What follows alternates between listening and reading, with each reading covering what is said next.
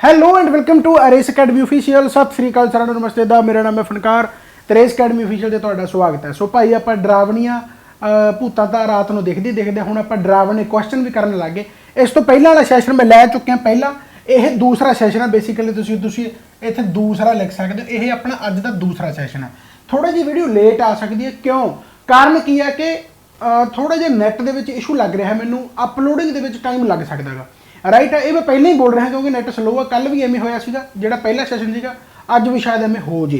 चलो खैर, बट हाँ भावें 11 बजे पाना पे रात को, भावें 12 बजे 1 बजे 2 बजे ये पऊगा रात में, क्योंकि ये क्वेश्चन ही देखने वाले इस टाइम पर आ। हालांकि तुसीं दिने भी देख सकते हो, सवेरे भी देख सकते हो, कोई चक्कर वाली गल नहीं। पर मैं जिवें पहले वाले सैशन भी कहा कि इहो जिहे क्वेश्चन करने का स्वाद ही इस टाइम है जिवें भूतां वाली फिल्म देखने जी करदा ना रात को, उस तरीके दे नाल। चलो खैर, तो मैं डराऊँ घट ਤੇ ਆਪਾਂ ਸਿੱਖਾਂਗੇ ਵੱਧ ਇਸ ਚੀਜ਼ ਦੇ ਵਿੱਚੋਂ। ਜਿਵੇਂ ਕਿ ਤੁਹਾਨੂੰ ਪਤਾ ਕਿ ਯੂਨੀਕ ਕੁਐਸਚਨ ਹੈ, ਕਰੰਟ ਅਫੇਅਰ ਦੇ ਨਾਲ ਸਟ੍ਰੈਟਜੀ ਕਿ ਕਿਵੇਂ ਪੁੱਛੀ ਜਾਂਦੀ ਹੁੰਦੀ, ਉਹਦੇ ਬਾਰੇ ਆਪਾਂ ਚਰਚਾਵਾਂ ਇੱਥੇ ਕਰਾਂਗੇ। ਪੰਜਾਬ ਪੇਪਰਾਂ ਦੇ ਲਈ ਇੰਪੋਰਟੈਂਟ ਹੈ, ਸੋ ਇਹ ਸਾਰਾ ਕੁਝ ਤੁਹਾਨੂੰ ਮੈਂ ਦੱਸਿਆ ਹੋਇਆ। ਬਾਕੀ ਡੇਲੀ YouTube ਤੇ ਇਹ ਸੈਸ਼ਨ ਰਹੂਗਾ। ਬਾਕੀ ਆਪਣੀ ਐਪਲੀਕੇਸ਼ਨ ਇੰਸਟਾਲ ਕਰ ਸਕਦੇ ਹੋ race academy official play store ਤੇ ਜਾ ਕੇ। PPSC PSSB ਕੋਰਸ ਬਾਰੇ ਜੇਕਰ ਤੁਸੀਂ ਹੋਰ ਜਾਣਨਾ ਚਾਹੁੰਦੇ ਹੋ ਜਾਂ ਹੋਰ ਵਧੀਆ ਡੀਪ ਪੜ੍ਹਨਾ ਚਾਹੁੰਦੇ ਹੋ ਤਾਂ ਭਾਈ ਐਪਲੀਕੇਸ਼ਨ ਇੰਸਟਾਲ ਕਰਕੇ ਪੜ੍ਹ ਸਕਦੇ ਹੋ। ਇੰਨਾ ਕੁ ਆਪਣਾ ਬੋਲਣਾ ਬਣਦਾ ਵੀ ਆ। ਤੇ ਹੁਣ ਆਪਾਂ ਪਜ਼ਲ ਜੀਕੇ ਸੀਰੀਜ਼ ਦਾ दूसरा सैशन कर लगे स्टार्ट। सारा कुछ सही है ताकि विच कोई एडिट वगैरह अपन करना ना पै जे। तो आप चलीए पहले क्वेश्चन का आगाज़ करते हुए।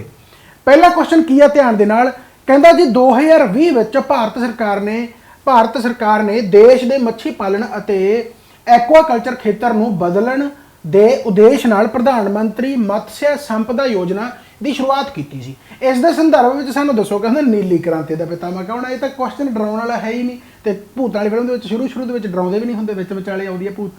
चलो खैर, तो बेसिकली नीली क्रांति का पितामह तो आपां नूं सारिआं नूं पता होगा, नहीं पता तो चलो ठीक है, आपां पढ़ लैंदे आ, कोई वड्डी गल नहीं। पर यह करंट अफेयर दे नाल रिलेट होके आया। तुसीं ये देखो भी जिहड़ी संपदा, जिहड़ी आपां प्रधानमंत्री मत्स्य संपदा योजना की गल कर रहे हैं, जिहड़ा कि फिशरीज़ नूं ब्लू रेवोल्यूशन काहदे नाल है? फिशरीज़ दे नाल रिलेटेड है ना। जिवें आपां खेतीबाड़ी आ की होया सी, भूत आ गई कुछ होया सी ना, मैनूं लगदा ओह कोई लाइट जी वजी सीगी। ये कल वाली वीडियो दे विच भी होया सी, कहंदे हुंदे भी रात नूं भूतां दीयां गल्लां ना करो, सच्ची भूत आ जाती है। ये पक्की गल आ। ते बाकी सच्ची दसां, फिलहाल पूरे घर दे विच कल्ला मैं ही आ। डर लगदा। चलो कोई तां who is considered as the father of blue revolution. चलो खैर ठीक है। सो ਇਹਦਾ ਜਿਹੜਾ ਆਨਸਰ ਆ ਜਾਊਗਾ ਜੀ ਉਹ ਹੀਰਾ ਲਾਲ ਚੌਧਰੀ ਆ ਜਾਊਗਾ। ਸੋ ਇਹ ਯੋਜਨਾ ਦਾ ਫੇਸ 5ਵਾਂ ਜਿਹੜਾ ਕਿ 2023 ਦੇ ਵਿੱਚ ਇਨੀਸ਼ੀਏਟ ਕੀਤਾ ਗਿਆ, ਚਲਾਇਆ ਗਿਆ। ਯਾਨੀ ਆਬਵੀਅਸ ਗੱਲ ਹੈ 2020 ਦੇ ਵਿੱਚ ਇਹ ਯੋਜਨਾ ਆਈ ਸੀ ਤੇ ਹੁਣ ਇਹ ਫੇਸ ਪਹਿਲਾ, ਫੇਸ ਦੂਸਰਾ, ਫੇਸ ਤੀਸਰਾ, ਹੁਣ ਜਿਹੜਾ ਫੇਸ 5ਵਾਂ ਇਹਦਾ ਲਾਂਚ ਕੀਤਾ ਗਿਆ ਹੈਗਾ ਭਾਈ। ਤੇ ਉਹ ਆਪਣੇ ਇੱਕ ਯੂਨੀਅਨ ਮਿਨਿਸਟਰ ਹੈ ਫਿਸ਼ਰੀਜ਼ ਦਾ, ਜਿਹੜੇ ਕਿ ਯੂਨੀਅਨ ਮਿਨਿਸਟਰੀ ਆਫ ਫਿਸ਼ਰੀਜ਼, ਰਾਈਟ, ਫਿਸ਼ਰੀਜ਼। मैंने सच्ची डर लगे लग गया। चलो यूनियन मिनिस्ट्री ऑफ फिशरीज, मैंने लग जाता फिर उधर कोई खड़ा मैंने देखी है। चलो खैर, तो यूनियन मिनिस्ट्री ऑफ फिशरीज हो गया, ठीक है। तो जड़ा एनीमल हसबेंडरी कह लो, राइट। सो उहदा कौन है union minister? Parshottam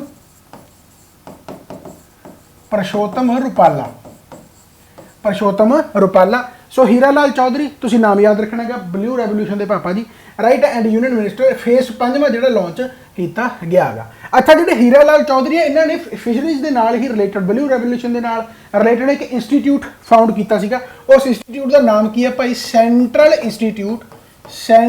institute of fisheries education. Central institute of fisheries education जिहड़ा है डिपार्टमेंट है, बेसिकली ये इन्होंने ही फाउंड किया। यानी यह भी पूछा जा सकता है, राइट। हीरा लाल चौधरी के नाल एक नाम होर जोड़ा जाता है, अरुण कृष्णन, राइट। इन्हों भी फादर ऑफ ब्लू रेवोल्यूशन कहा जाता, पर ऑप्शन के जेकर हीरा लाल चौधरी पिया हो तो यही आंसर आऊगा। इन्हों के नाल मिलकर बेसिकली इन्होंने इसकी डिवेलपमेंट की सी। समझ लगी भाई। अगले क्वेश्चन पर आप जेकर पहुंचे तो कहना हाल ही में उद्घाटन किए गए स्काई वॉक पुल, जिसकी लंबाई 570 मीटर और चौड़ाई 4.2 मीटर है, नूं तमिलनाडु के मुख्यमंत्री MK स्टालिन ने अधिकारित तौर पर खोलिया सी।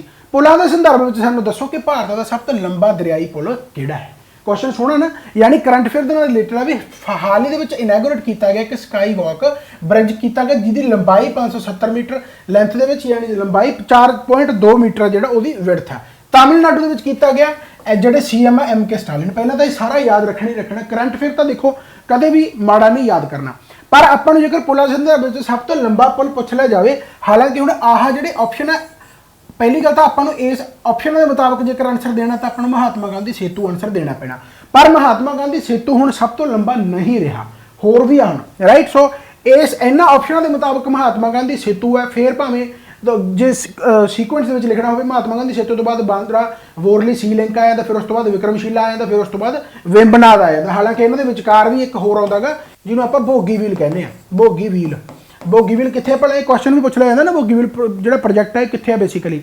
ਇਹ ਹੈਗਾ ਭਾਈ ਜਿਹੜੀ ਆਪਣੀ ਬ੍ਰਹਮਪੁੱਤਰਾ ਰਿਵਰ ਉੱਥੇ, ਉਹਦੇ ਉੱਤੇ, ਰਾਈਟ। ਸੋ ਬੇਸਿਕਲੀ ਜਿਹੜਾ ਇਹ ਬ੍ਰਿਜ ਆ ਭੋਗੀਵੀਲ, ਇਹਦੇ ਚਲੋ ਆਪਾਂ ਅੱਡ ਗੱਲ ਹੈ। ਆਪਾਂ ਨੂੰ ਪੁੱਛਾਂਗੇ ਸਭ ਤੋਂ ਲੰਬਾ, ਰਾਈਟ ਹੈ, ਸਭ ਤੋਂ ਲੰਬਾ ਜਿਹੜਾ ਹੈਗਾ ਭਾਈ ਉਹ ਹੈਗਾ ਜੀ ਭੁਪੇਨ ਹਾਜ਼ਰਿਕਾ। ਭੁਪੇਨ ਹਾਜ਼ਰਿਕਾ, ਸੋ ਯਾਦ ਰੱਖਣਾ ਹੈਗਾ। ਇਸ ਤੋਂ ਬਾਅਦ ਦੂਸਰੇ ਨੰਬਰ ਤੇ ਵੀ ਯਾਦ ਰੱਖ ਲਓ, ਦੂਸਰੇ ਨੰਬਰ ਤੇ ਹੈਗਾ ਜੀ ਦਿਬਾਂਗ, ਦੂਸਰੇ ਨੰਬਰ ਤੇ ਹੈਗਾ ਦਿਬਾਂਗ, ਠੀਕ ਹੈ, ਦਿਬਾਂਗ ਬ੍ਰਿਜ, ਠੀਕ ਹੈ। ਸੋ ਇਹ ਯਾਦ ਰੱਖ ਸਕਦੇ ਹੋ। ਤੀਸਰੇ ਨੰਬਰ ਤੇ ਮਹਾਤਮਾ ਗਾਂਧੀ ਆ ਗਿਆ, ਫਿਰ ਬਾਂਦਰਾ ਵੋਰਲੀ ਸੀ ਲਿੰਕ ਆ ਗਿਆ, ਫਿਰ ਵਿਕਰਮਸ਼ੀਲਾ, ਫਿਰ ਬੋਗੀਵੀਲ ਤੇ ਫਿਰ ਵੇਂਬਨਾਡ ਰੇਲਵੇ ਵਿੱਚ। ਹਾਲਾਂਕਿ ਇਹ ਸੀਕੁਐਂਸ ਵਿੱਚ ਯਾਦ ਰੱਖਣ ਦੀ ਲੋੜ ਨਹੀਂ, ਉਹ ਤਾਂ ਕੁਦਰਤੀ ਪਏ ਆ ਤਾਂ ਯਾਦ ਆ ਗਿਆ, ਪਰ ਹਾਂ ਤੁਸੀਂ ਤਾਂ ਲੌਂਗੈਸਟ ਰਿਵਰ ਬ੍ਰਿਜ ਦੀ ਹੀ ਗੱਲ ਕਰਨੀ ਹੈ। ਤੇ ਬਾਕੀ ਮਹਾਤਮਾ ਗਾਂਧੀ ਆਪਸ਼ਨਾਂ ਦੇ ਮੁਤਾਬਕ ਵੀ ਤੁਸੀਂ ਥੋੜਾ ਜਿਹਾ ਯਾਦ ਰੱਖ ਸਕਦੇ ਹੋ। ਕਈ ਵਾਰੀ ਪੁਰਾਣੇ ਕੁਐਸਚਨ ਚੱਕ ਕੇ examiner as a copy paste ਕਰ ਦਿੰਦੇ, ਜਿਵੇਂ ਪੁਰਾਣਾ ਕੁਐਸਚਨ ਹੈ, ਰਾਈਟ। ਇਸ ਤਰੀਕੇ ਦੇ ਨਾਲ ਤੁਸੀਂ ਕਹਿ ਸਕਦੇ ਹੋ, ਰਾਈਟ ਹੋ ਗਿਆ। ਪਰ ਹਾਲ ਹੀ ਦੇ ਵਿੱਚ ਜਿਹੜਾ ਲਾਂਚ ਹੋਏਗਾ ਉਹਦਾ ਨਾਮ ਤੁਸੀਂ ਜ਼ਰੂਰ ਯਾਦ ਰੱਖਣਾ, ਸਕਾਈ ਵਾਕ ਬ੍ਰਿਜ ਆ। 570 ਮੀਟਰ ਤੇ 4.2 ਮੀਟਰ ਜਿਹੜੀ ਵਿਡਥ ਆ ਭਾਈ, ਠੀਕ ਹੋ ਗਿਆ, ਇਹ ਯਾਦ ਰੱਖ ਸਕਦੇ ਹੋ। ਇਸ ਤੋਂ ਬਾਅਦ ਜੇਕਰ ਆਪਾਂ ਅਗਲੇ ਕੁਐਸਚਨ ਦੀ ਗੱਲ ਕਰੀਏ ਤਾਂ ਕਹਿੰਦਾ ਚਿੱਲੀ ਵਿੱਚ 5000 ਸਾਲ ਪੁਰਾਣੇ ਦਰਖਤ ਨੂੰ ਅਧਿਕਾਰਤ ਤੌਰ ਤੇ ਦੁਨੀਆ ਦਾ ਸਭ ਤੋਂ ਪੁਰਾਣਾ ਰੁੱਖ ਮੰਨਿਆ ਗਿਆ ਹੈ। ਇਹ ਦਰਖਤ ਕਹਿੰਦਾ ਇੱਕ ਪੈਟਾਗੋਨੀਅਨ ਸਾਈਪਰਸ ਅਲਰੇਸ ਕੈਸਟਰੋ ਨੈਸ਼ਨਲ ਪਾਰਕ ਵਿੱਚ ਸਥਿਤ ਹੈ, ਯਾਨੀ ਕਿ ਇੱਕ ਨੈਸ਼ਨਲ ਪਾਰਕ ਹੈ ਜਿਹਦਾ ਨਾਮ ਆ ਜੀ ਅਲਰੇਸ ਕੈਸਟਰੋ। ਕਿੱਥੇ ਭਲਾ? ਇਹ ਚਿੱਲੀ ਦੇ ਵਿੱਚ, ਰਾਈਟ। ਇੱਥੇ ਸਥਿਤ ਹੈ, ਯਾਨੀ ਦੁਨੀਆ ਦਾ ਸਭ ਤੋਂ ਪੁਰਾਣਾ ਦਰਖਤ, ਜਿਹਨੂੰ ਇਹਦਾ ਨਾਮ ਪਤਾ ਕੀ ਰੱਖਿਆ ਗਿਆ ਇਹਨਾਂ ਨੇ? ਇਹਨਾਂ ਦਾ ਨਾਮ ਰੱਖਿਆ ਇਹਦਾ ਗ੍ਰੇਟ ਗ੍ਰੈਂਡਫਾਦਰ। ਇਸ ਦਰਖਤ ਦਾ ਨਾਮ ਨਿਕਨੇਮ ਰੱਖਤਾ ਇਹਨਾਂ ਨੇ ਗ੍ਰੇਟ ਗ੍ਰੈਂਡਫਾਦਰ, ਰਾਈਟ ਹੈ। ਸੋ ਇਹ ਯਾਦ ਰੱਖਣਾ ਕਿਹੜੇ ਨੈਸ਼ਨਲ ਪਾਰਕ ਦੇ ਵਿੱਚ ਆ, ਪਹਿਲਾਂ ਤਾਂ ਇਹ ਯਾਦ ਰੱਖਣਾ ਐਲਰਿਸ ਕੈਸਟਰੋ, ਰਾਈਟ। ਸੋ ਇਹ ਨਾਮ ਯਾਦ ਰੱਖਣਾਗਾ। ਹੁਣ ਕੁਐਸਚਨ ਕੀ ਪੁੱਛਦਾ, ਕਹਿੰਦਾ ਉਸ ਦੇ ਸੰਦਰਭ ਚ ਦੱਸੋ, ਕਹਿੰਦਾ ਛਾਂ ਹੇਠ ਉੱਗਣ ਵਾਲੇ ਪੌਦਿਆਂ ਨੂੰ ਹੇਠ ਲਿਖੇ ਵਜੋਂ ਜਾਣਿਆ ਜਾਂਦਾ ਹੈ, ਯਾਨੀ ਜਿਨ੍ਹਾਂ ਕੋਲ ਲਾਈਟ ਘੱਟ ਪਹੁੰਚਦੀ ਹੈ, ਜਿਹੜੇ ਘੱਟ ਲਾਈਟ ਤੇ ਜਿਹੜੇ ਉੱਗ ਜਾਂਦੇ ਆ, ਹਨਾ, ਘੱਟ ਲਾਈਟ ਤੇ ਉੱਗ ਪੈਂਦੇ ਆ, ਉਹਨਾਂ ਨੂੰ ਬੇਸਿਕਲੀ ਕੀ ਕਿਹਾ ਜਾਂਦਾਗਾ? ਇੱਕ ਟਰਮ ਦੇ ਨਾਮ ਜਾਣਿਆ ਜਾਂਦਾ, ਉਹਨਾਂ ਨੂੰ ਕਿਹਾ ਜਾਂਦਾ ਜੀ ਸਾਈਓਫਾਈਟਸ, ਰਾਈਟ। ਸਾਈਓਫਾਈਟਸ ਆ ਇੱਕ ਰੂਟ ਵਰਡ ਹੀ ਹੈ ਜਿਹੜਾ ਕਿ ਬਣਦਾ ਸ਼ੇਡ ਤੋਂ, ਸ਼ੇਡ, ਰਾਈਟ ਹੈ, ਯਾਨੀ ਘੱਟ ਲਾਈਟ ਤੇ ਜਿਹੜੇ ਸ਼ੇਡ ਦੇ ਅੰਡਰ ਗਰੋ ਕਰਦੇ ਆ, ਵੱਧਦੇ ਆ, ਬੇਸਿਕਲੀ ਉਹਨਾਂ ਨੂੰ ਆਪਾਂ ਕਹਿੰਦੇ ਆ ਸਾਈਓਫਾਈਟਸ। ਇਸ ਯਾਦ ਰੱਖਣਾਗਾ। ਤੇ ਬਾਕੀ ਜਿਹੜਾ ਆਹ ਨੈਸ਼ਨਲ ਪਾਰਕ ਯਾਨੀ ਇਹ ਹੈ ਕਿੱਥੇ, ਇਹ ਜ਼ਰੂਰ ਯਾਦ ਰੱਖਣਾ, ਚਿੱਲੀ। ਤੇ ਜਿਹੜਾ ਬੇਸਿਕਲੀ ਵਰਲਡ ਦਾ ਓਲਡੈਸਟ ਜਿਹੜਾ ਇਹ ਦਰਖਤ ਮਿਲਿਆ, ਜਿਹਨੂੰ ਆਪਾਂ ਗ੍ਰੇਟ ਗ੍ਰੈਂਡਫਾਦਰ ਕਹਿੰਦੇ ਆ, ਇਹਦੀ ਜਿਹੜੀ ਲੈਂਥ ਆ ਭਾਈ ਉਹ 28 ਮੀਟਰ ਟੌਲ ਹੈ, 28 ਮੀਟਰ ਟੌਲ ਹੈ, ਤੇ ਲਗਭਗ 4 ਮੀਟਰ ਜਿਹੜਾ ਇਹਦਾ ਹੈਗਾ ਉਹ ਵਿਆਸ ਹੈ, ਰਾਈਟ। ਕਈ ਵਾਰੀ ਸਟੈਟਿਕ ਜੀ ਕਿ ਤਾਂ ਹੁਣ ਕੋਈ ਕੁਝ ਵੀ ਪੁੱਛਿਆ ਜਾ ਸਕਦਾ, ਕੋਈ ਵੀ ਚੀਜ਼ ਛੱਡਣ ਵਾਲੀ ਲੱਗਦੀ ਨਹੀਂ, ਠੀਕ ਹੈ ਨਾ। 28 ਮੀਟਰ ਲੈਂਥ ਹੋ ਗਈ, 4 ਮੀਟਰ ਡਾਇਮੀਟਰ ਹੋ ਗਿਆ। ਗ੍ਰੇਟ ਗ੍ਰੈਂਡਫਾਦਰ ਇਹ ਵੀ ਯਾਦ ਰੱਖ ਲਿਓ, ਕਿਉਂਕਿ ਆਪਸ਼ਨਾਂ ਦੇ ਵਿੱਚ ਕੁਝ ਵੀ ਆ ਸਕਦਾ ਹੈ, ਠੀਕ ਹੋ ਗਿਆ ਭਾਈ, ਸਮਝ ਲੱਗ ਗਈ। ਅਗਲਾ ਕੁਐਸਚਨ ਕਰੀਏ। ਅਗਲਾ ਕੁਐਸਚਨ ਕਹਿੰਦਾ ਜੀ ਮਹਾਤਮਾ ਗਾਂਧੀ ਬਸਟ, ਪੰਜਾਬੀ 'ਚ ਪੜ੍ਹਦੇ ਹਾਂ ਚਲੋ। ਹੀਰੋਸ਼ੀਮਾ ਵਿੱਚ ਪ੍ਰਧਾਨ ਮੰਤਰੀ ਵੱਲੋਂ ਮਹਾਤਮਾ ਗਾਂਧੀ ਦੇ ਬੁੱਤ ਦਾ ਉਦਘਾਟਨ ਕੀਤਾ ਗਿਆ, ਰਾਈਟ। ਮਹਾਤਮਾ ਗਾਂਧੀ ਦੇ ਸੰਦਰਭ ਵਿੱਚ ਸਾਨੂੰ ਦੱਸੋ ਕਿ ਗਾਂਧੀ ਜੀ ਨੇ ਇਸ ਦੀ ਸਥਾਪਨਾ ਲਈ ਕਿਹਾ ਸੀ, ਰਾਈਟ। ਯਾਨੀ ਕਿ ਇਹਨਾਂ ਦੇ ਵਿੱਚੋਂ ਕਿਸ ਦੀ ਸਥਾਪਨਾ ਵਾਸਤੇ ਮਹਾਤਮਾ ਗਾਂਧੀ ਨੇ ਕਿਹਾ ਸੀ? ਤੁਹਾਨੂੰ ਵੀ ਪਤਾ ਕਿ ਜਿਹੜੇ ਪ੍ਰਧਾਨ ਮੰਤਰੀ ਨਰਿੰਦਰ ਮੋਦੀ ਆ 3 ਨੇਸ਼ਨ ਟੂਰ ਤੇ ਗਏ ਹੋਏ ਆ, ਜਿਹਦੇ ਵਿੱਚ ਉਹਨਾਂ ਨੇ ਇੱਕ G7 ਸਮਿਟ ਦੇ ਦੌਰਾਨ ਜਾਪਾਨ ਦੇ ਵਿੱਚ ਆਪਣੀ ਸਪੀਚ ਦਿੱਤੀ, ਬਹੁਤ ਵਧੀਆ, ਰਾਈਟ। ਐਂਡ ਜਾਪਾਨ ਦੇ ਹੀਰੋਸ਼ੀਮਾ ਤੁਹਾਨੂੰ ਪਤਾ ਜਿਹੜਾ US ਨੇ ਯਾਨੀ ਕਿ ਬੇਸਿਕਲੀ ਤੁਹਾਨੂੰ ਪਤਾ ਨਿਊਕਲੀਅਰ ਬੰਬ ਸੁੱਟਿਆ ਸੀ, ਰਾਈਟ। ਸੋ ਹੀਰੋਸ਼ੀਮਾ ਦੇ ਵਿੱਚ ਬੇਸਿਕਲੀ ਪ੍ਰਧਾਨ ਮੰਤਰੀ ਨਰਿੰਦਰ ਮੋਦੀ ਨੇ ਮਹਾਤਮਾ ਗਾਂਧੀ ਦਾ ਇੱਕ ਬੁੱਤ ਆ ਜਿਹੜਾ ਉਹਦਾ ਉਦਘਾਟਨ ਕੀਤਾਗਾ। ਤਾਂ ਮਹਾਤਮਾ ਗਾਂਧੀ ਦੇ ਸੰਦਰਭ ਤੇ ਪੁੱਛ ਲਿਆ ਕਿ ਮਹਾਤਮਾ ਗਾਂਧੀ ਦੀ ਫਿਲਾਸਫੀ ਕੀ ਸੀਗੀ? ਰਾਮ ਰਾਜਾ ਹੋ ਗਿਆ, ਬਿਲਕੁਲ ਸਹੀ ਆ, ਐਂਡ ਸਵਰਾਜ, ਬਿਲਕੁਲ ਸਹੀ ਹੈ, ਯਾਨੀ ਇਹਦਾ ਆਨਸਰ ਆ ਜਾਊਗਾ ਜੀ ਬੋਥ A ਐਂਡ C। ਸੋ ਮਹਾਤਮਾ ਗਾਂਧੀ ਦਾ ਸੀਗਾ ਰਾਮ ਰਾਜ ਦਾ ਮਤਲਬ ਕੀ ਹੋ ਗਿਆ ਕਿ ਜਿਹੜਾ ਹੈਗਾ ਰੂਲ ਆਫ ਗॉड, ਹੈ ਨਾ, ਰੂਲ ਆਫ ਗॉड ਵੀ ਜਿੱਥੇ ਜਿਵੇਂ ਕਹਿੰਦੇ ਹੁੰਦੇ ਆ ਵੀ ਭਾਈ ਰੱਬ ਦਾ ਹੀ ਸ਼ਾਸਨ ਆ, ਵੀ ਇੱਥੇ ਤਾਂ ਸਾਰੇ ਇੱਕੋ ਬਰਾਬਰ ਹੋ ਕੇ ਰਹਿੰਦੇ ਆ। ਐਂਡ ਦੂਸਰਾ ਜਿਹੜਾ ਉਹਨਾਂ ਦਾ ਸੀਗਾ ਸਵਰਾਜ, ਐਂਡ ਸਵਰਾਜ ਦਾ ਮਤਲਬ ਵੀ ਕੀ ਆ? ਸੈਲਫ ਰੂਲ ਕਹਿ ਲਓ, ਸੈਲਫ ਡਿਸਿਪਲਿਨ ਕਹਿ ਲਓ, ਰਾਈਟ। ਜਿੱਥੇ ਨॉन ਵਾਇਲੈਂਸ ਆ ਸਾਰਾ ਕੁਝ, ਯਾਨੀ ਕਿ ਤੁਹਾਨੂੰ ਪਤਾ ਹੀ ਆ ਉਸ ਫਿਲਾਸਫੀ ਦੇ ਵਿੱਚ ਇਹ ਆ ਜਾਂਦਾਗਾ। ਸੋ ਰਾਮ ਰਾਜ ਹੋ ਗਿਆ, ਸਵਰਾਜ ਹੋ ਗਿਆ, ਇਹ ਗਾਂਧੀ ਜੀ ਦੀਆਂ ਜਿਹੜੀਆਂ ਦੋਨੇ ਫਿਲਾਸਫੀਆਂ ਸੀ, समझ लग गई भाई। अगले क्वेश्चन ते आपां पहुंचीए तो कहता जी करनाटक के नवे मुख मंत्री सिद्धारमैया ने मुख मंत्री वजों सौं चुकी है। सिद्धारमैया ने deputy CM DK Shiva Kumar के नाल करनाटक के मुख मंत्री वजों अपने दूजे कार्यकाल लई सौं चुकी है। सिंपल जा हो गया। इस संदर्भ में सानू दसो कहता करनाटक यानी मैसूर राज का पहला मुख मंत्री कौन सी। करनाटक नूं नाम तो बाद क्योंकि स्टेट ऑर्गेनाइजेशन होया जो रीऑर्गेनाइजेशन होया, पर पहला तो मैसूर सीगा। सो बेसिकली करनाटक का पहला मुख्यमंत्री कौन सीगा, बिल्कुल स्टैटिक जीके, तो वह नाम सीगा जी KC Reddy. KC Reddy short के याद रख सकते हो, नहीं तो फिर आह पढ़ लो भाई चेन गलारिया जो भी इसकी प्रोनाउंसिएशन होगी बेसिकली। सो KC रेड्डी आम तौर पर इन्होंने लिखा जाता है पढ़िया जाता। सो याद रखना कि करनाटक मैसूर के पहले जी 1947 तो लैके मैंने लगता भी 1951 या 52 तक रहे हैं। ठीक है, चलो खैर अगला आ गया। कहता जी हर साल 22 मई को विश्व जैविक विभिन्नता लई अंतरराष्ट्रीय दिवस को मनाया जाता है, यानी जिन्होंने आप कहते हैं जी international day for biological diversity. So international day for biological diversity का जोड़ा दिन पहले तो वह याद रखना 22 मई। सो 22 मई को ऑबजर्व किया जाता है जो समझ को बढ़ाया जा सके और धरती के विभिन्न वातावरण प्रणालियों की संभाल को उत्साहित किया जा सके। बिल्कुल ठीक है। जैव विभिन्नता और संभाल के संदर्भ में सानू दसो इन्हां विचों किहड़ा भारत विच जैव विभिन्नता के सब तो वध प्रचलित हॉटस्पॉटां विचों एक है। देखो मैं सीधी जी गल है, क्वेश्चन तो मैं सीधा इत्थों भी बना सकदा कि which of the following one of the most जिहड़ा कि हॉटस्पॉट है, राइट। पर यह मैं करंट अफेयर के नाल रिलेट इस करके पा रहा हाँ भी ताकि तुहानूं ये पता लग जाए कि करंट अफेयर के नाल किवें स्टैटिक जीके नूं पुछया जांदा है। पेपरों के हो सकता तो डायरैक्ट स्टैटिक जीके ही पूछ ली जाए, पर कितने ना कितने किसी ना किसी करंट के नाल रिलेट जरूर होगा। चलो खैर तो अपन वन ऑफ द जो प्रिवलेंट हॉटस्पॉट पूछा गया, सो किहड़ा भाई वो वैसटर्न घाट, राइट। वैसटर्न घाट तुहानूं पता कि बहुत सारिया स्टेटां दे विच जिवें कि तुहाडा गुजरात हो गया, राइट, थल्ले नूं चले जाओ महाराष्ट्र हो गया, फिर गोवा हो गया, राइट, करनाटका हो गया, तमिलनाडु हो गया, केरला हो गया। सो इत्थों तक बेसिकली जिहड़ा हैगा वैस्ट घाट जिहड़ा फैलिया होयागा। सो यूनैस्को हैरीटेज साइट के भी आता है। सो ये काफ़ी इंपॉर्टेंट है। So international day of biological diversity नूं ये दर्शाउंदा गा, ऑबवियस गल है, राइट, जिहड़ा कि डे अपना 22 मई नूं जिहड़ा कि ऑबजर्व किया जाता है। इसका थीम भी याद रख सकते हो 2023 का, जिहड़ा 2023 का थीम है वो की है build back biodiversity, build back biodiversity, right. So याद रख सकते हो फ्रॉम एग्रीमेंट टू एक्शन, पूरे लिख लो भावें, from agreement to action build back biodiversity, ये 2023 का थीम हो गया। ठीक हो गया। सो मेरे हिसाब के भाई होर तो ये कोई जानकारी रही नहीं, मेरे हिसाब के इंपॉर्टेंट है। ठीक हो गया, याद रख सकते हो। इस तो बाद आप जिक्र गल करिए, कहता भारत हर साल 21 मई को राष्ट्रीय अतवाद विरोधी दिवस मनाता है, यानी एंटी टैररिज्म डे है जो 21 मई को ऑबजर्व किया जाता है। फिर इंपॉर्टेंट आ गई डे है ना, 21 मई ऑबजर्व किया जाता। कहता इस कंटैक्सट के दसो, इस संदर्भ में सानू दसो कि the day is observed on the death anniversary of whom, यानी कि डेथ एनिवर्सरी इस टाइम पर सी मनाई जाती है बेसिकली राजीव गांधी, है ना। तुहानू पता कि 21 मई 1991 है ना, 21 मई 1991 राजीव गांधी को बेसिकली तमिलनाडु के बंब के नाल उड़ा दिता जाता है, राइट। सो इसे करके एक मल्टी जो मिलीटेंट ग्रुप होंगे बेसिकली उन्होंने द्वारा so anti terrorism day observe किया जाता है। सो ये याद रख लो तमिलनाडु के, हालांकि जगह इन्नी इंपॉर्टेंट नहीं बनती, बट मैं याद रखने की कोशिश की थी कि तुहानूं मैं क्लास के दस दूँ, पर मैं भुल गया। तो वह नाम जहा सीगा मेरे हिसाब के नाल श्री परम एवं जो सीगा, सर्च कर लो श्री परम ब्रह्म एवं जो सीगा। ये मैनू थोड़ा जिहा लगता भी हो सकता, क्योंकि एक स्पैसीफिक जगह ना कई, क्योंकि ऑप्शन के तो देख के याद आ जाऊगा, पर वैसे तमिलनाडु है ना, ऑप्शन के देख के तो याद आ जाऊगा, पर हाँ थोड़ा जिहा याद रखने की कोशिश कर लो जी करनी है तो। ठीक है। सो 21 मई 1991 जरूर याद रख लो, ये इंपॉर्टेंट जरूर हो सकता है। ठीक हो गया भाई। इस तो बाद जिक्र आप गल करिए तो केंद्रीय मंत्री भूपेंद्र यादव उत्तराखंड के मुख्यमंत्री धामी ने राजा जी नैशनल पार्क की मोतीचूर रेंज में कहता शेरनी नूं रिहा किया, यानी कि यूनियन मिनिस्टर भूपेंद्र यादव ने बेसिकली किया था। Match of the following national park in India, देखो करंट अफेयर तो सिर्फ नैशनल राजा जी नैशनल पार्क के रिलेटेड आ गया, तो उत्तराखंड के है जोड़ा कि अपन पता लग गया, तो उत्थे शेरनी नूं रिहा किया, चलो वो भी ठीक है।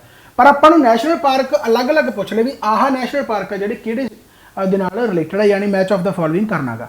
जिवें कि पंजाब तुहानूं पता कि हरीके वैटलैंड है भाई, इदों तो इंपॉर्टेंट की हो सकता है ना। हरीके वैटलैंड तुहानूं पता कि ब्यास ते सतलुज का कन्फ्लुएंस जिथे हुंदा गा, राइट। सो यह याद रखना गा, लगभग 41 स्क्वेयर किलोमीटर यार्ड दे विच यानी एरिया दे विच फैलिया होया गा, राइट। इस तो बाद आप हरियाणा की गल कर ली तो हरियाणा के गुरुग्राम के है ना। हरियाणा के गुरुग्राम के विच ਇਹ ਜਿਹੜਾ ਸੁਲਤਾਨਪੁਰ ਨੈਸ਼ਨਲ ਪਾਰਕ ਹੈ, ਯਾਨੀ ਇਹ ਵੀ ਬਿਲਕੁਲ ਸਹੀ ਹੈ। ਇਸ ਤੋਂ ਬਾਅਦ ਹਿਮਾਚਲ ਪ੍ਰਦੇਸ਼, ਓਬਵੀਅਸ ਗੱਲ ਹੈ, ਗ੍ਰੇਟ ਹਿਮਾਲयन ਨੈਸ਼ਨਲ ਪਾਰਕ ਹੈ ਜਿਹੜਾ ਇਹ ਕੁੱਲੂ ਡਿਸਟ੍ਰਿਕਟ ਦੇ ਵਿੱਚ ਹੈ ਨਾ। ਕੁੱਲੂ ਡਿਸਟ੍ਰਿਕਟ, ਕੁੱਲੂ ਮਨਾਲੀ ਤੁਸੀਂ ਜਾਣਦੇ ਹੋ, ਕੁੱਲੂ ਡਿਸਟ੍ਰਿਕਟ ਦੇ ਵਿੱਚ ਇਹ ਨੈਸ਼ਨਲ ਪਾਰਕ ਆਉਂਦਾ। ਯੂਨੈਸਕੋ ਹੈਰੀਟੇਜ ਸਾਈਟ ਦੇ ਵਿੱਚ ਵੀ ਹੈਗਾ। ਐਂਡ ਹਰੀਕੇ ਵੈਟਲੈਂਡ ਵੀ ਰਾਮਸਰ ਸਾਈਟ ਦੇ ਵਿੱਚ ਆਉਂਦਾ। ਇੰਟਰਨੈਸ਼ਨਲ ਇਹਦੀ ਤੁਸੀਂ ਕਹਿ ਸਕਦੇ ਹੋ ਵੀ ਇੱਕ ਤਰ੍ਹਾਂ ਦੀ ਪਹਿਚਾਣ ਹੈਗੀ ਆ, ਰਾਈਟ। ਸੋ ਇਹ ਵੀ ਸਹੀ ਹੈ, ਯਾਨੀ ਏ ਦਾ ਪਹਿਲਾ, ਬੀ ਦਾ ਦੂਜਾ, ਸੀ ਦਾ ਤੀਜਾ, ਸਿੱਧਾ ਸਿੱਧਾ ਆਨਸਰ ਬਣਦਾ ਗਾ। ਬਹੁਤ ਸੌਖਾ ਗਾ, ठीक हो गया भाई, घैंट है ना काम। चलो अगला क्वेश्चन आ गया भाई, ध्यान दे नाल करना। देखते हैं आप अगला क्वेश्चन पढ़ के। कहता जापान भारत की यूपीआई भुगतान प्रणाली नूं अपनाउण दा गंभीरता नाल मुलांकन कर रहा है, क्योंकि दोवें सरकारां अंतर कार्यशीलता पैदा करके डिजिटल सहयोग नूं उत्साहित करने वाल ध्यान दे रही हैं। यूपीआई के संदर्भ में सानूं दसो कि यूपीआई नूं इस द्वारा नियंत्रित किया जाता है। देखो मैं एक गल दसदा कि जिन्ना अपना डिजिटल पेमेंट स्ट्रोंग होया ना, आप घरे बैठे पेटीएम, यूपीआई, भीम, IMPS हो गया या नैफ्ट हो गया, बहुत सारिया अपने कोल तां हैगियां, राइट। जिहड़ी कि national payment corporation of India अपना बेसिकली ऑर्गेनाइज करता है, राइट है। अपन यह बाहरले कंट्रियां तो यह डिजिटल पेमेंट के मामले के आपां सच्ची थोड़ा जिहा अगे हैं। सो इस करके जिहड़ी बाहरले कंट्री है वो इस दे नाल टाई अप करदे आ या इस दे नाल कोआर्डीनेशन करदे कि उन्हां दी कंट्री दे विच भी ये चीज़ां ਇੰਨੀਆਂ ਵਧੀਆ ਹੋ ਸਕਣ। ਸੋ ਜਾਪਾਨ ਇਸ ਚੀਜ਼ ਤੇ ਸੀਰੀਅਸਲੀ, ਯਾਨੀ ਤੁਸੀਂ ਐਂ ਕਹਿ ਲਓ ਵੀ ਇਵੈਲੂਏਟ ਕਰ ਰਿਹਾ ਹੈਗਾ। ਆਪਾਂ ਨੂੰ ਤਾਂ ਕੁਐਸਚਨ ਸਿੰਪਲ ਇਹਨਾਂ ਪੁੱਛ ਲਓ, ਜਿਵੇਂ ਕੱਲ ਵੀ ਜੇਕਰ ਪਹਿਲਾ ਸੈਸ਼ਨ ਤੁਸੀਂ ਦੇਖਿਆ ਹੋਵੇ ਤਾਂ ਉਹਦੇ ਵਿੱਚ ਰੂਪੇ ਕਾਰਡ ਆਇਆ ਸੀ ਕਿ ਰੂਪੇ ਕਾਰਡ ਆ ਜਿਹੜਾ ਬੇਸਿਕਲੀ ਕਿਸ ਦੁਆਰਾ ਇਹ ਆਰਗੇਨਾਈਜ਼ ਕੀਤਾ ਜਾਂਦਾ। ਸੋ ਯੂਪੀਆਈ ਜਿਹੜਾ ਬੇਸਿਕਲੀ ਕਿਸ ਦੁਆਰਾ ਆਰਗੇਨਾਈਜ਼ ਜਾਂ ਤੁਸੀਂ ਕਹਿ ਸਕਦੇ ਹੋ ਵੀ ਰੈਗੂਲੇਟ ਕੀਤਾ ਜਾਂਦਾ ਹੈਗਾ। ਸੋ NPCI यानी कि national payments corporation of India, right. So इन्हों द्वारा किया जाता है। हालांकि जेकर मैं यूपीआई की गल करा तो यूपीआई की फुल फॉर्म तो पता होनी चाहिए है कि यूनीफाइड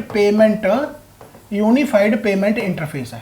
ये बहुत बार पूछ लिया जाता है यूपीआई की फुल फॉर्म, काफ़ी जनों को पता ही नहीं होंगे, है ना। यूपीआई की यूनीफाइड पेमेंट इंटरफेस हो गया। इस तो इलावा जिवें तुहानूं मैं IMPS दस्सिया सीगा, उहनूं भी NPCI यानी national payments of corporation of India जिहड़ा रेगूलेट करदा गया। इस तो इलावा नैफ्ट हो गया, उसनूं भी यही बेसिकली करदा गया। इस तो इलावा भीम, यूपीआई, भारत जिहड़ा कि इंटरफेस अपना हैगा for money, right, Bharat interface for money, ठीक है। सो ये सारे इंपॉर्टेंट बनते हैं बेसिकली। ये नैफ्ट भी हो गया, नैफ्ट जिहड़ा हैगा, ठीक है। सो IMPS हो गया, इन्हां दी फुल फॉर्म जरूर याद रख लेना। IMPS जिवें कि हुंदा मेरे हिसाब दे नाल इमीडिएट पेमेंट सर्विसिज हो गया, है ना। हाँ, IM तो इमीडिएट पेमेंट सर्विसिज हो गया, है ना। सो नैफ्ट आ जिहड़ा नैशनल इलैक्ट्रॉनिक फंड ट्रांसफर हुंदा गया, इहदी फुल फॉर्म है। हालांकि ऑप्शन देख के छेती याद आ जाता है, थोड़ा जिहा मैनूं तां याद करना पै रहा, बट हाँ ऑप्शन देख के बहुत छेती याद आ जाता। भीम हो गया, भारत इंटरफेस, है ना। तो बेसिकली हुण जिहड़ी आपां गलबात करदे इंटरफेस फॉर मनी, ठीक है। सो जिहड़ी आपां गलबात कर रहे हैं भी आह जिहड़ा UPI, IMPS हो गया, नैफ्ट हो गया, भीम हो गया, रूपे कार्ड हो गया, ये सारा NPCI national payments corporation of India regulate करता है and under the guidance of RBI। ये ना भुल्लिओ, ऑब्वियस गल RBI सब तो उत्ते है, राइट हो गया। चलो खैर ये हो गया भाई, ओके। इस तो बाद जेकर आप गल करिए तो कहते मीटर कन्वेंशन बेसिकली की है कि इंटरनेशनल लैवल पर जो आप मीटर, सेंटीमीटर, मिलीमीटर गल्लां बातां करते हैं ना, तो मीटर कन्वेंशन के एक यह बनाया गया भी पूरे इंटरनेशनल लैवल पर समझने वास्ते आप मीटर नूं एक इंटरनेशनल लैवल पर बेसिकली एग्री कर लिए भी हाँ मेजरमेंट नूं समझने वास्ते। हुण जे मान लो अपनी मेजरमेंट का यूनिट कुछ होर होवे, होर कंट्री दे विच कोई होर होवे, होर कंट्री दे विच होर होवे, तो कितना समझना औखा हो जाऊगा। जो आप पिछे मीटर ला देने तो भावें अपनी कोई आप लेंथ देख रहे हैं किसी चीज़ की, बाहरले कंट्री की किसी देख रहे हैं तो मीटर के जा रही है तो आपको समझ लगती भी हाँ। तो मेजरमेंट उसनूं यानी एक यूनिट बनाया गया, एक बनाया गया कि पूरे इंटरनेशनल लैवल पर उसनूं एक किया गया। सो उसनूं आपां कहंदे आ मीटर कन्वेंशन। सो मीटर कन्वेंशन ते हस्ताक्षर करन दी वरेगंढ मनाउण लई कहंदा मैट्रोलॉजी दिवस हर साल 20 मई नूं मनाया जाता। देखो हुण कितना सोहना क्वेश्चन है। ये मीटर कन्वेंशन तो मैनूं लगदा नहीं भी बहुत घट नूं थोड़ा बहुत पता होगा, अगर पता तो बहुत वधिया गल है। खैर चलो खैर तो 20 मई नूं मनाया जाता। कहंदा उस दे संदर्भ च सानूं दसो कि मीटर कन्वेंशन किस साल हस्ताक्षर किए गए सी। देख लो भी किस साल शुरू होया सी बेसिकली 1875 दे विच। किस साल शुरू होया सी 1875 दे विच। सो ये याद रखना, राइट है। सो ये काफ़ी इंपॉर्टेंट है एंड इहदा एक हैडकुआटर भी बेसिकली बनाया गया। हैडकुआटर कह लो या हालांकि मेन सिटी है, कोई हैडकुआटर नहीं, मेन जिहड़ा सिटी है कोई फ्रांस दे विच, है ना। सो ये याद रख सकते हो कि हैडकुआटर एक तरह नाल फ्रांस दे विच है। सो याद रख लो क्योंकि जिहड़ा bureau of weights and measurement ਹੈ ਨਾ, bureau of weights and measurement ਇੱਕ ਡਿਪਾਰਟਮੈਂਟ ਬਣਾ ਲਿਆ ਇਹਨਾਂ ਨੇ, ਰਾਈਟ, ਉਹਦਾ ਹੈੱਡਕੁਆਟਰ ਫਰਾਂਸ ਦੇ ਵਿੱਚ। ਚਲੋ ਖੈਰ, ਤਾਂ ਬੇਸਿਕਲੀ ਇਹ ਸਾਰੀਆਂ ਚੀਜ਼ਾਂ ਤੁਸੀਂ ਸਮਝ ਰਹੇ ਹੋਵੋਗੇ। ਇਸ ਤੋਂ ਬਾਅਦ ਜੇਕਰ ਆਪਾਂ ਗੱਲ ਕਰੀਏ ਤਾਂ ਕਹਿੰਦਾ ਉੱਤਰਾਖੰਡ ਦੇ ਇੱਕ ਪਹਾੜੀ ਸ਼ਹਿਰ, ਆਹ ਬਹੁਤ ਖਬਰ ਵਾਇਰਲ ਹੋਈ ਸੀ ਜੇਕਰ ਤੁਸੀਂ ਨਿਊਜ਼ ਵਗੈਰਾ ਦੇਖਦੇ ਹੋ ਤਾਂ, ਉੱਤਰਾਖੰਡ ਦੇ ਵਿੱਚ ਕਹਿੰਦਾ ਇੱਕ ਪਹਾੜੀ ਸ਼ਹਿਰ ਜੋਸ਼ੀਮਠ ਵਿੱਚ ਇਮਾਰਤਾਂ ਵਿੱਚ ਤਰੇੜਾਂ ਅਤੇ ਡੁੱਬਦੀ ਜ਼ਮੀਨ ਨੇ 2023 ਦੇ ਸ਼ੁਰੂ ਵਿੱਚ ਕਹਿੰਦਾ ਬਹੁਤ ਸੁਰੱਖਿਆ ਬਟੋਰੀਆਂ ਸੀ। ਉਸ ਦੇ ਸੰਦਰਭ ਵਿੱਚ ਸਾਨੂੰ ਦੱਸੋ, ਕਹਿੰਦਾ ਇਹਨਾਂ ਵਿੱਚੋਂ ਕਿਹੜਾ ਪ੍ਰਾਚੀਨ ਸ਼ਹਿਰ ਹੈ ਡੈਮਾਂ ਦੀ ਇੱਕ ਲੜੀ ਹੈ ਨਿਰਮਾਣ ਕਰਕੇ ਅਤੇ ਪਾਣੀ ਨੂੰ ਜੁੜੇ ਹੋਏ ਜਲ ਭੰਡਾਰਾਂ ਵਿੱਚ ਚੈਨਲਾਈਜ਼ ਕਰਕੇ ਪਾਣੀ ਦੀ ਸੰਭਾਲ ਅਤੇ ਪ੍ਰਬੰਧਨ ਵਿਸਤ੍ਰਿਤ ਪ੍ਰਣਾਲੀ ਲਈ ਚੰਗੀ ਤਰ੍ਹਾਂ ਜਾਣਿਆ ਜਾਂਦਾ ਹੈ, ਯਾਨੀ ਵਾਟਰ ਹਾਰਵੈਸਟਿੰਗ। ਜੇਕਰ ਤੁਸੀਂ ਦੇਖਿਆ ਹੋਵੇ ਤਾਂ ਇਹ ਕੁਐਸਚਨ ਅੱਡ ਤੋਂ ਵੀ ਬਹੁਤ ਪੇਪਰਾਂ ਦੇ ਵਿੱਚ ਆਉਂਦਾ ਕਿ ਵਿਚ one of the following ancient town ਕਿਹੜਾ ਹੈਗਾ ਜਿਹੜਾ ਕਿ well known for elaborate system of the water harvesting. ਤੁਹਾਨੂੰ ਵੀ ਪਤਾ ਕਿ ਰਨ ਆਫ ਕੱਛ ਦੇ ਵਿੱਚ ਧੌਲਾਵੀਰਾ ਜਿਹੜਾ ਕਿ ਹਾਲ ਹੀ ਦੇ ਵਿੱਚ ਰੀਸੈਂਟਲੀ ਪਿਛਲੇ 2 ਸਾਲਾਂ 'ਚ ਜਿਹੜਾ ਹੈਗਾ ਇਹਨੂੰ ਯਾਨੀ ਕਿ ਡਿਸਕਵਰ ਕੀਤਾ ਗਿਆ ਹੈਗਾ। ਸੋ ਵਾਟਰ ਹਾਰਵੈਸਟਿੰਗ ਹੋ ਗਿਆ, ਮੈਨੇਜਮੈਂਟ ਐਂਡ ਬਿਲਡਿੰਗ ਇੱਕ ਸੀਰੀਜ਼ ਆਫ ਡੈਮਸ ਬੇਸਿਕਲੀ ਇੱਥੇ ਆਪਾਂ ਨੂੰ ਪ੍ਰੋਪਰ ਤਰੀਕੇ ਦੇ ਨਾਲ ਕਨੈਕਟਡ ਰਿਜ਼ਰਵਾਇਰਸ ਢੀਰੇ ਆ, ਤਾਂ ਇਹਦਾ ਆਨਸਰ ਜਿਹੜਾ ਆ ਜਾਊਗਾ ਜੀ ਉਹ ਕੀ ਆ ਜਾਊਗਾ, ਧੌਲਾਵੀਰਾ। ਹੈ ਕਿੱਥੇ? ਗੁਜਰਾਤ ਦੇ ਵਿੱਚ, ਰਨ ਆਫ ਕੱਛ, ਰਾਈਟ। ਸੋ ਯਾਦ ਰੱਖ ਸਕਦੇ ਹੋ, ਕਾਫੀ ਇੰਪੋਰਟੈਂਟ ਹੈ। ਠੀਕ ਹੋ ਗਿਆ ਭਾਈ। ਸੋ ਜੋਸ਼ੀਮਠ ਦੇ ਨਾਲ ਰਿਲੇਟਡ ਦੇਖੋ ਐਂਸ਼ੀਅੰਟ ਹਿਸਟਰੀ ਦੇ ਕੁਐਸਚਨ ਪੁੱਛ ਲਿਆ, ਠੀਕ ਹੈ। ਇਸ ਤੋਂ ਬਾਅਦ ਆ ਗਿਆ ਜੀ, ਕਹਿੰਦਾ ਭਾਰਤ ਕੋਲ ਇੱਕ ਭੂਮੀ ਬੰਦ ਅਤੇ ਸੁਰੱਖਿਅਤ ਬੰਦਰਗਾਹ ਹੈ, ਇੱਕੋ ਇੱਕ ਹੈ ਜਿਹੜੀ ਲੈਂਡ ਲੌਕਡ ਹੈ, ਰਾਈਟ। ਯਾਨੀ India has only one land locked and protected port. ਉਹ ਕਿਹੜਾ ਹੈਗਾ ਭਾਈ? ਕਲਕੱਤਾ ਦੇ ਵਿੱਚ, ਰਾਈਟ। ਕਿਹੜਾ? ਹਲਦੀਆ ਪੋਰਟ ਤੁਸੀਂ ਸੁਣਿਆ ਹੋਊਗਾ, ਇਹ ਹਲਦੀਆ ਰਿਵਰ ਤੇ ਹੀ ਹੈ, ਹਲਦੀਆ ਪੋਰਟ, ਠੀਕ ਹੈ। ਸੋ ਨੈਸ਼ਨਲ ਵਾਟਰਵੇ, ਜੇਕਰ ਜਿਵੇਂ ਆਪਾਂ ਨੈਸ਼ਨਲ ਹਾਈਵੇ ਪੜ੍ਹਦੇ ਹਾਂ ਉਹਨੂੰ ਪਾਣੀ ਦੇ ਵੀ ਵੇ ਆ, ਪਾਣੀ ਦੇ ਵੀ ਰਾਸਤੇ ਬਣਾਏ ਹੋਏ ਆ, ਤਾਂ ਨੈਸ਼ਨਲ ਵਾਟਰਵੇ ਜਿਹੜਾ ਪਹਿਲਾ ਹੈਗਾ ਬੇਸਿਕਲੀ ਉਹ ਹਲਦੀਆ ਟੂ ਇਲਾਹਾਬਾਦ ਜਾਂਦਾ ਹੈਗਾ, ਹਲਦੀਆ ਟੂ ਇਲਾਹਾਬਾਦ। ਅਗਰ ਮੈਪ ਦੇ ਮੁਤਾਬਕ ਦੇਖਣਾ ਹੋਵੇ ਤਾਂ ਹਲਦੀਆ ਟੂ ਐਂ ਕਰਕੇ ਇਲਾਹਾਬਾਦ, ਰਾਈਟ। ਲਗਭਗ 1620 ਕਿਲੋਮੀਟਰ ਦੀ ਦੂਰੀ ਤੈਅ ਕਰਦਾ ਹੈ, ਰਾਈਟ। ਸੋ ਇਹ ਕਾਫੀ ਇੰਪੋਰਟੈਂਟ ਹੈ, ਨੈਸ਼ਨਲ ਵਾਟਰਵੇ ਪਹਿਲਾ। ਠੀਕ ਹੋ ਗਿਆ ਭਾਈ। ਇਸ ਤੋਂ ਬਾਅਦ ਆ ਗਿਆ ਜੀ, ਹਵਾਈ ਆਵਾਜਾਈ ਉਦਯੋਗ ਦਾ ਇਸ ਸਾਲ ਵਿੱਚ ਕੌਮੀਕਰਨ ਕੀਤਾ ਗਿਆ ਸੀ। ਕਿਸ ਸਾਲ ਵਿੱਚ? ਯਾਨੀ 에ਅਰ ਟਰਾਂਸਪੋਰਟ ਆ ਜਿਹੜੀ ਸਰਕਾਰੀ ਕਿਸ ਸਾਲ ਵਿੱਚ ਕੀਤੀ ਗਈ ਸੀ? 1953 ਦੇ ਵਿੱਚ। ਸੋ ਇਹ ਯਾਦ ਰੱਖਣਾ ਹੈਗਾ। ਉਦੋਂ 2 ਹੀ ਹੁੰਦੀਆਂ ਸੀ, ਇੱਕ ਤਾਂ ਆਪਣੀ ਹੋ ਗਈ 에ਅਰ ਇੰਡੀਆ। ਹੁਣ ਜਿਹੜੀ 에ਅਰ ਇੰਡੀਆ ਇਹ ਹੁੰਦੀ ਸੀ ਇੰਟਰਨੈਸ਼ਨਲ ਫਲਾਈਟਸ ਵਾਸਤੇ, ਬਾਹਰਲੇ ਦੇਸ਼ਾਂ ਵਾਸਤੇ ਇੰਟਰਨੈਸ਼ਨਲ ਫਲਾਈਟਸ ਹੋ ਗਈਆਂ, ਰਾਈਟ ਹੈ। ਤੇ ਜਾਂ ਫਿਰ ਆਪਾਂ ਹੁੰਦੀ ਸੀਗੀ ਇੰਡੀਅਨ 에ਅਰਲਾਈਨਸ ਤੇ ਇਹ ਹੁੰਦੀ ਸੀਗੀ ਭਾਈ ਤੁਹਾਡਾ ਭਲਾ ਕਰੇ ਡੋਮੈਸਟਿਕ ਫਲਾਈਟਸ ਵਾਸਤੇ, ਆਪਣੇ ਇੰਡੀਆ ਦੇ ਵਿੱਚ ਡੋਮੈਸਟਿਕ ਫਲਾਈਟਸ ਵਾਸਤੇ। ਯਾਨੀ ਖਾਸ ਕਰਕੇ ਇਹਨਾਂ ਦਾ ਹੈ ਨਹੀਂ ਵੀ ਇਹ ਇੰਡੀਆ ਦੇ ਵਿੱਚ ਨਹੀਂ, ਓਬਵੀਅਸ ਗੱਲ ਹੈ ਇੰਡੀਆ ਦੇ ਵਿੱਚ ਡੋਮੈਸਟਿਕ ਵੀ ਹੋ ਸਕਦਾ, ਪਰ ਜ਼ਿਆਦਾਤਰ ਇਹਨਾਂ ਦਾ ਪ੍ਰਾਇਮਰਲੀ ਜਿਹੜਾ ਫੋਕਸ ਹੁੰਦਾ ਸੀਗਾ ਬੇਸਿਕਲੀ ਉਹ ਇੰਟਰਨੈਸ਼ਨਲ ਫਲਾਈਟਸ ਤੇ ਹੁੰਦਾ ਸੀ। ਐਂਡ ਜਿਹੜੀ 에ਅਰਲਾਈਨ ਇੰਡੀਆ ਸੀਗਾ, ਇੰਡੀਅਨ 에ਅਰਲਾਈਨ ਸੀ ਬੇਸਿਕਲੀ, ਉਹ ਡੋਮੈਸਟਿਕ ਫਲਾਈਟਸ ਵਾਸਤੇ ਹੋ ਗਿਆ। ਠੀਕ ਹੋ ਗਿਆ ਭਾਈ। ਸੋ ਇਹ ਕਾਫੀ ਇੰਪੋਰਟੈਂਟ ਹੈ। ਉਹ ਭਾਈ ਦੇਖੋ ਇਹਨਾਂ ਕੁਐਸਚਨਾਂ 'ਤੇ ਬਹੁਤ ਜ਼ੋਰ ਲੱਗਦਾ, ਸੋ ਇਸ ਕਰਕੇ ਵੱਧ ਤੋਂ ਵੱਧ ਦੇਖਿਆ ਕਰੋ, ਵੱਧ ਤੋਂ ਵੱਧ ਦੱਸਿਆ ਕਰੋ ਕਿ ਹਾਂ ਚੱਜ ਨਾਲ ਪੜ੍ਹਨਾ ਤਾਂ ਐਂ ਆ ਜਾਓ, ਨਹੀਂ ਫਿਰ ਤਾਂ ਤੁਹਾਨੂੰ ਪਤਾ ਹੀ ਆ। ਚਲੋ ਮੈਚ ਆਫ ਦਾ ਫੋਲੋਇੰਗ ਦੇਖੋ ਭਾਈ, ਮਿਲਟਰੀ ਐਕਸਰਸਾਈਜ਼ਾਂ ਬਹੁਤ ਸਮਿਆਂ ਤੋਂ ਚੱਲਦੀਆਂ ਆ ਰਹੀਆਂ ਐਂਡ ਕੁਝ ਐਕਸਰਸਾਈਜ਼ਾਂ ਐਸੀਆਂ ਕਾਮਨ ਆ ਜਿਨ੍ਹਾਂ ਦੇ ਨਾਮ ਰੱਖੇ ਜਾਂਦੇ ਤੇ ਉਹ ਹਰ ਸਾਲ ਕਰਦੀਆਂ ਐਕਸਰਸਾਈਜ਼ਾਂ, ਰਾਈਟ। ਜਿਵੇਂ ਕਿ ਆਪਾਂ ਯੁੱਧ ਅਭਿਆਸ ਦੀ ਗੱਲ ਕਰੀਏ ਤਾਂ ਯੁੱਧ ਅਭਿਆਸ ਆ ਜਿਹੜਾ ਬੇਸਿਕਲੀ 2004 ਦੇ ਵਿੱਚ ਸਟਾਰਟ ਹੋਇਆ ਸੀਗਾ ਤੇ ਫਿਰ ਹੁਣ ਹਰ ਸਾਲ ਇੰਡੀਆ ਤੇ US ਦੇ ਵਿਚਕਾਰ ਹੁੰਦਾ, ਯਾਨੀ ਇਹਦਾ ਤਾਂ ਪਹਿਲਾਂ ਆ ਗਿਆ, ਰਾਈਟ। ਯੁੱਧ ਅਭਿਆਸ ਯਾਨੀ ਕਿ ਸਿੱਧਾ ਪੁੱਛਿਆ ਜਾਓ ਵੀ ਯੁੱਧ ਅਭਿਆਸ ਐਕਸਰਸਾਈਜ਼ ਕਿੰਨਾ ਵਿਚਕਾਰ ਹੁੰਦੀ ਆ, right. So India and US ਵਿਚਕਾਰ, ਸੋ ਇਹ ਯਾਦ ਰੱਖ ਲਓ। ਇਸ ਤੋਂ ਬਾਅਦ ਆ ਗਿਆ ਜੀ ਨੋਮੈਡਿਕ ਐਲੀਫੈਂਟ। ਸੋ ਨੋਮੈਡਿਕ ਐਲੀਫੈਂਟ ਵੀ ਇੱਕ ਬਾਇਲੇਟਰਲ ਐਕਸਰਸਾਈਜ਼ ਆ, ਤੇ ਇਹ ਇੰਡੀਆ ਤੇ ਮੰਗੋਲੀਆ ਦੇ ਵਿੱਚ ਹੈ, ਇੰਡੀਆ ਤੇ ਮੰਗੋਲੀਆ ਦੇ ਵਿੱਚ।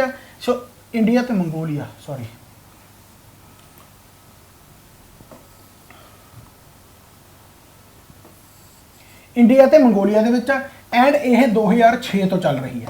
ਆ ਵੀ ਅੱਜ ਕੱਲ੍ਹ ਇੰਪੋਰਟੈਂਟ ਬਣ ਗਿਆ ਕਿਉਂਕਿ ਇਹ ਵੀ ਪੁੱਛ ਲਿਆ ਗਿਆ ਵੀ ਕਦੋਂ ਸਟਾਰਟ ਹੋਈਆਂ ਸੀ ਐਕਸਰਸਾਈਜ਼ਾਂ, ਠੀਕ ਹੈ। ਇਸ ਤੋਂ ਬਾਅਦ ਆ ਗਿਆ ਜੀ ਗਰੁੜਾ ਸ਼ਕਤੀ ਜਿਹੜੀ ਹੈਗੀ ਹੈ ਭਾਈ ਉਹ ਇੰਡੀਆ ਤੇ ਇੰਡੋਨੇਸ਼ੀਆ ਦੇ ਵਿੱਚ ਹੀ ਹੈ। ਇਹ ਹੈਗੀ ਹੈ ਭਾਈ 2012 ਐਂਡ ਸ਼ਕਤੀ ਐਕਸਰਸਾਈਜ਼ ਹੈ ਜਿਹੜੀ ਕਿ ਇੰਡੀਆ ਤੇ ਫਰਾਂਸ ਦੇ ਵਿੱਚ ਰਹੇਗੀ ਐਂਡ ਇਹ ਭਾਈ ਹੈਗੀ ਹੈ 2011 ਤੇ ਆ 2004, ਰਾਈਟ। ਸੋ ਇਹ ਸੀਕੁਐਂਸ ਦੇ ਵਿੱਚ ਵੀ ਯਾਦ ਰੱਖ ਸਕਦੇ ਹੋ। ਅੱਜ ਕੱਲ੍ਹ ਕੁਐਸਚਨ ਜਦੋਂ ਖਤਰਨਾਕ ਬਣ ਕੇ ਆਉਂਦੇ ਆ ਤਾਂ ਇਹਨਾਂ ਨੂੰ ਐਂ ਵੀ ਪੁੱਛਿਆ ਜਾ ਸਕਦਾ ਵੀ ਕ੍ਰੋਨੋਲੋਜੀਕਲੀ ਦਰਸਾ ਦਿਓ ਭਾਈ ਕਿਹੜੀ ਪਹਿਲਾਂ ਸਟਾਰਟ ਹੋਈ ਹੈ, ਠੀਕ ਹੈ। ਸੋ ਇੰਡੀਆ ਦੇ ਨਾਲ ਯੁੱਧ ਅਭਿਆਸ US ਹੈ, ਨੋਮੈਡਿਕ ਐਲੀਫੈਂਟ ਮੰਗੋਲੀਆ ਦੇ ਨਾਲ, ਗਰੁੜਾ ਸ਼ਕਤੀ ਇੰਡੋਨੇਸ਼ੀਆ ਦੇ ਨਾਲ ਹੋ ਗਿਆ ਐਂਡ ਸ਼ਕਤੀ ਐਕਸਰਸਾਈਜ਼ ਹੈ ਜਿਹੜੀ ਇੰਡੀਆ ਤੇ ਫਰਾਂਸ ਦੇ ਨਾਲ ਹੋ ਗਿਆ। ਸੋ ਇਹਦਾ ਕੁਐਸਚਨ ਦਾ ਆਨਸਰ ਜਿਹੜਾ ਬਣ ਜਾਊਗਾ ए ਦਾ ਪਹਿਲਾ, B ਦਾ ਚੌਥਾ, C ਦਾ ਤੀਜਾ ਤੇ D ਦਾ ਦੂਜਾ, यानी आ बन गया है ना पहला ही।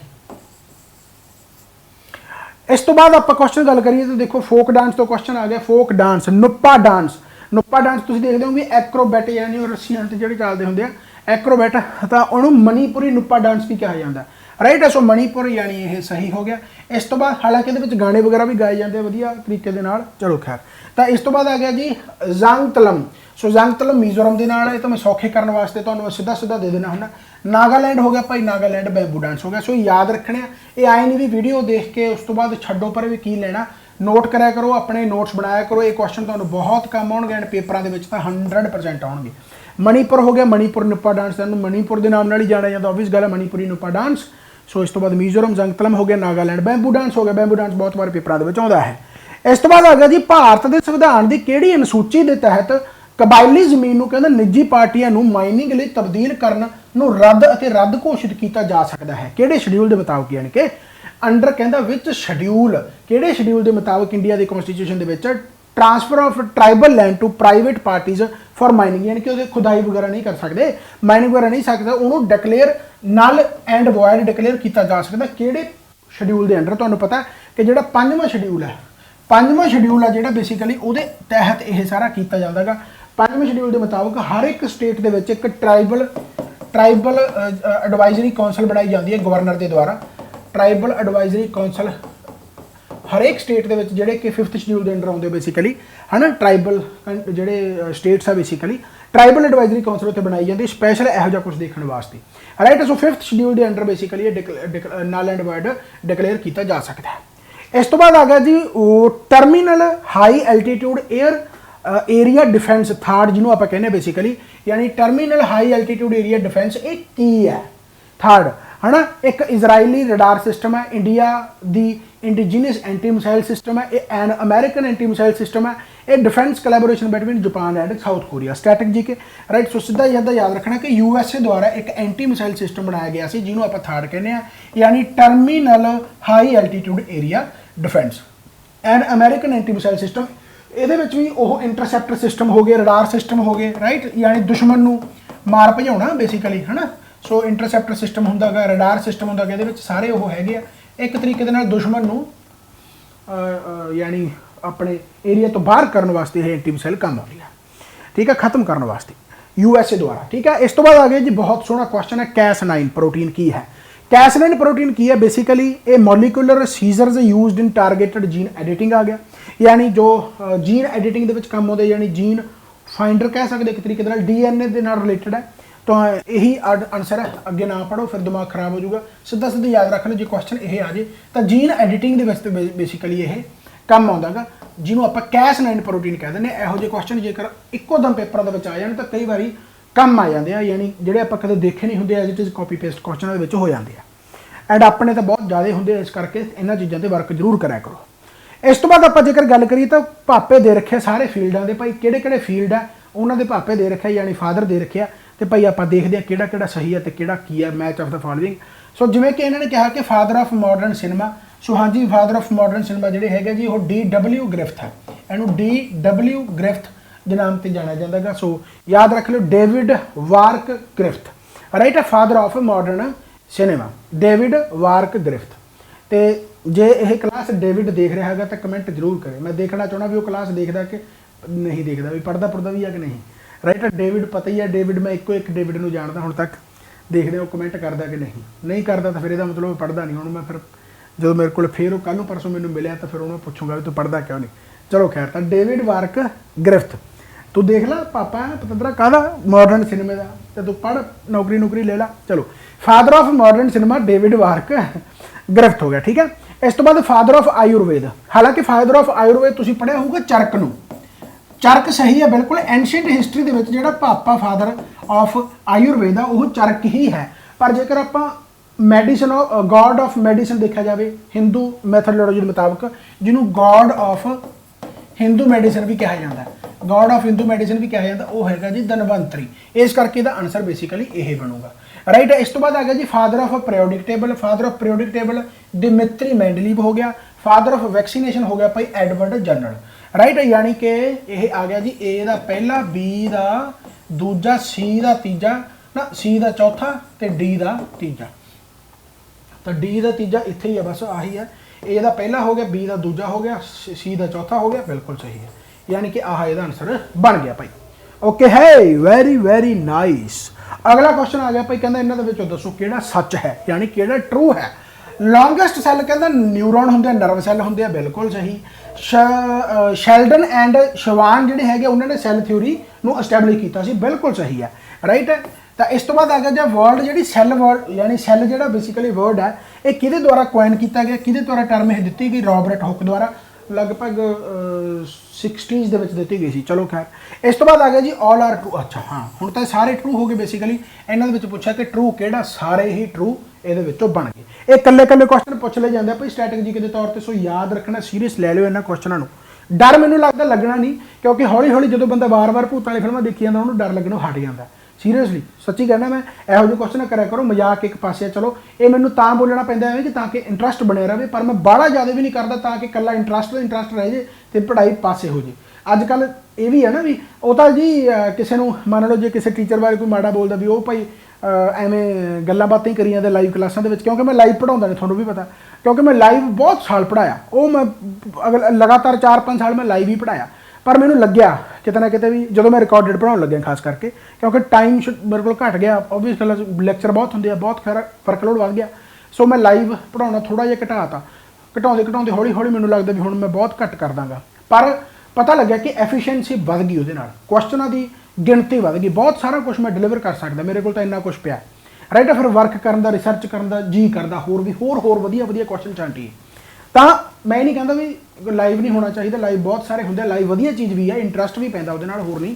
पर ज़्यादातर स्टूडेंट टाइम वेस्ट करते, ज़्यादातर टीचर तो भी टाइम वेस्ट हो जाता है, क्योंकि ओबवियस गल कमेंट ही इन्ने आउंदे आ, तो ओबवियस गल गल्लां बातां 'च रह जांदा। तो मैं तो यही कहना, इहो ਜਿਹੇ सैशन थोड़ा जिहा वधिया देखा करो, थोड़ी जी स्पीड बढ़ा के देख लो, स्लो करके देख लो, थोड़े ते आना। तो बाकी जो नोट्स वगैरह बनाओगे तो सारा कुछ वधिया, तो नाले कोई बकवास नहीं, नो बकवास, तो अपना सीधा काम है। Right, dash is known as the kitchen of the cell.